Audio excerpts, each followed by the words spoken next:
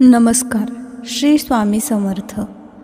तब्बल 30 वर्षांनी गुढीपाडव्याला 3 राजयोग शनिकृपेने या 3 राशींचे नववर्ष अपार श्रीमंती व नव्या नोकरीने होईल सुरू.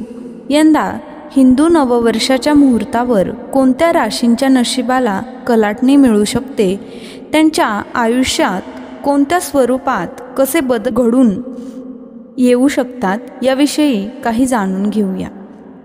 मराठी नववर्षाची सुरुवात करणारा सण म्हणजे गुढीपाडवा. यंदा 9 एप्रिल 2024ला साजरा केला जाणार आहे. यंदाच्या चैत्र शुक्ल प्रतिपदेपासून श्री शालिवाहन शके 1946 शोभन नाम संवत्सर प्रारंभ होत आहे. या दिवशी चैत्र मासातील नवरात्रीचा आरंभ होत आहे. वैदिक ज्योतिषशास्त्रानुसार गुढीपाडव्याला यंदा ग्रहांचा दुर्मिळ संगम जुळून येणार आहे.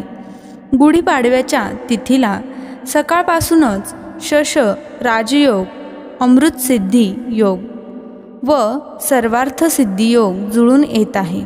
हा योगायोग तब्बल 30 वर्षांनी जुळून आला आहे.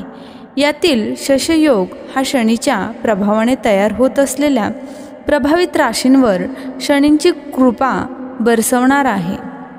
शनी सध्या मंगळासह युती करून कुंभेत स्थित असल्याने शनीसह मंगळसुद्धा प्रभावित राशींना विकास व प्रगतीची भेट देऊ शकतो. यंदा हिंदू नववर्षाच्या मुहूर्तावर कोणत्या राशींच्या नशिबाला कलाटणी मिळू शकते, त्यांच्या आयुष्यात कोणत्या स्वरूपात व कसे बदल होऊन येऊ शकतात याविषयी जाणून घेऊया.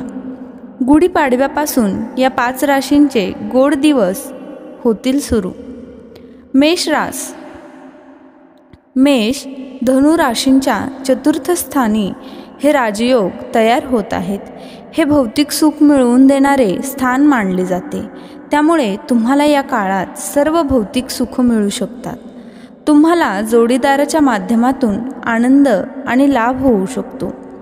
वाहन सुख मिळू शकते. तर तुम्ही नवीन मालमत्ता खरेदी करण्याचा विचार करू शकता. या काळात आयुष्यातील अनेक संकटांवर मात करू शकता. पूर्व गुंतवणुकीतून आर्थिक स्थिती मजबूत होणार आहे. कुटुंबातील वातावरण आनंदी राहणार आहे. बेरोजगारांना नोकरीची संधी चालून येऊ शकते. पगार ठरवताना वाणीत माधुर्य असायला हवे. मकर रास. 3 पैकी मुख्य 2 राजयोग हे आपल्या राशीच्या भाग्यस्थानी तयार होत आहेत. त्यामुळे येत्या काही काळात मला प्रत्येक कामात नशिबाची साथ लाभू शकते. 3 पैकी मुख्य 2 राजयोग हे आपल्या राशीच्या भाग्यस्थानी तयार होत आहेत. यामुळे येत्या काळात तुम्हाला प्रत्येक कामात नशिबाची साथ लाभू शकते. तुमचे शत्रू दूर होण्यास हा काळ अधिक उपयुक्त ठरू शकतो. जे लोक तुमच्या विरुद्ध होते तेच तुमच्या पाठीशी उभे राहतील. मात्र त्याआधी तुम्हाला स्वतः एक पाऊल पुढे टाकावे लागू शकते. हिंदू नववर्षात तुम्हाला वाडवडिलांच्या संपत्तीची मोठी मदत होऊन आर्थिक स्थितीत सुधारणा होऊ शकते. तुम्हाला कर्जमुक्त होता येईल. मकर राशीला शनीची कृपा लाभल्याने पूर्वकर्माचे चांगले फळ प्राप्त होऊ शकते.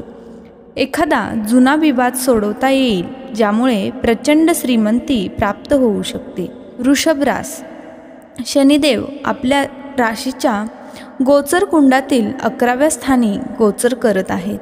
तर हे राजयोग आपल्या राशीच्या लाभस्थानी तयार होत आहेत. या स्थानी आपल्या राशीच्या धनस्वामींचे वास्तव्य आहे.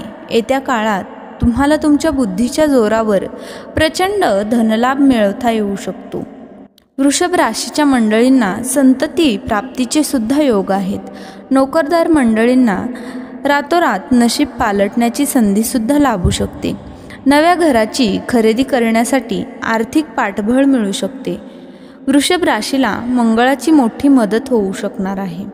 तुमच्या व्यक्तिमत्वाला साहस व पराक्रमाची जोड लाभू शकते.